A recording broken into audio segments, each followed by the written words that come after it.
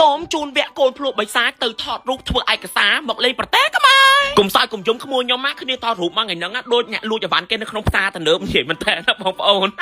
អូយមកដូចនិយាយចាហើយវីដេអូចាឲ្យតែបាត់មួយរហមួយអូចាចង់ឃើញកូនបងបង្ការមិនក៏មិនដែរសូវឃើញចាដោយសារតែគេជាប់រៀនជាប់អីចឹងថ្ងៃនេះគេមកធ្វើទូនាទីជាបងប្រុសជូនបងអូនគេទៅថតរូបឯកសារមកប្រទេសខ្មែរទាំងក្រុមទាំងគ្រូសាម្នាក់ផ្សេងគេឯកសារគ្រប់នៅសល់តែមានភ្លុកបិសាចអត់ចោះពីលើផ្ទះសុបូយពួកមីនឹងសបាយណាពីព្រោះដោយសារអីចាបានវឹកវរចេញទៅក្រៅអូចាបានរត់លេងរត់អីចឹងទៅហើយដូចជាចឹងបងប្អូនចានេះកូនបងបង្កៅចាគឺមានឈ្មោះថាអាកែនសូយ15ឆ្នាំហើយកូនបងគេហើយដូចជាចឹងឥឡូវគេចូលរៀនវិទ្យាល័យអីចឹងគេអត់សូវមានពេលលហិចលហាចប្រសេសប្រសាទបំពល់សង្គមដូចពួកក្មេងៗប្រហែលអ្នកនោះទេដូចមិនកៃលីមីឡាន់ទេបងនោះគេធ្វើការបេះផ្កាយកបងអូនគេដល់ពេលទៅហុចទៅគេយកហុចឲ្យមានទៀតគេយកថាទេមកខ្ញុំសាក់សាប់នឹងលេងផ្កាទេខ្ញុំសាំតែលេងអាចកោនិយាយថាពួកមីនឹងបងប្អូនអត់តែឃើញខ្នល់ឃើញគឺប្រសេសប្រសាទរហូតអូយសបាយវឹកវរបងវាធ្វើការដេញចាប់វាដាក់ចូលកញ្ឆេងដាក់ចូលអតេះវិញគេអត់បានទេគេកោតការគេមួមកក្តៅរហៀលគេចាគឺគេអត់បានទេគេយំស្រាយអូយមកអក្រក់ឲ្យយំអញ្ចឹងទៀតតាហើយតែគេចេះហើយជឿដាក់អញចោះមកហើយមកដាក់ទេអញលោតអីមើអញលោតចោះហើយណាមានលោតអីវាខ្លាចខ្ពស់ដែរហ្នឹងមីឆោ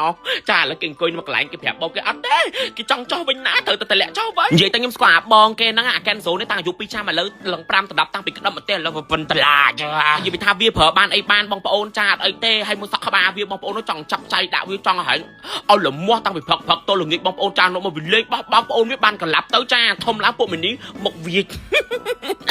តើវ៉ាចាឲ្យបង្កើតគេឈៀតចូលហាងបងអូនខ្ញុំចឹងទៅគេមើលបងអូននេះពងកាត់លុយអីគេបងប្អូនចាណោះពួកមីប្រស័យប្រសាទហ្នឹងចាំនៅក្រៅចឹងណាមើលបងអូនខ្ញុំចាអូយបងអូនល្អដល់ហើយមីទួយវាថាអត់ទេខ្ញុំត្រូវថ្ងៃបានទេក្តៅខ្ញុំហូរៀលខ្ញុំអត់បានទេចាគេក្តៅគេយំចាគេត្រូវថ្ងៃបានពួកមីនេះខ្លាចខូចសាពេលដើរមុនពេលទៅថតរូបចាអាបងហ្នឹងចាគេកាត់ការទិញក្រែមដល់ពេលទិញក្រែមហើយមីបងអូនវាទាស៊ីដែរវាចង់ស៊ីក្រែមហ្នឹងចឹងក៏កាត់ការស៊ីមិនតបបានត្រង់មាត់បងក៏គេចិត្តល្អគេហត់ចៃម្លែបងអូនគេចឹងណាបងប្អូនចាគេឲ្យបងអូនគេស៊ីមុនទៅបឺតជក់ចាមីនេះបានតែ2ម៉ាត់អានេះចាប់យកស៊ីវិញបាត់បងប្អូនអើយហួសចិត្តឥឡូវគេមកដល់កន្លែងថតរូបណាបងប្អូនចា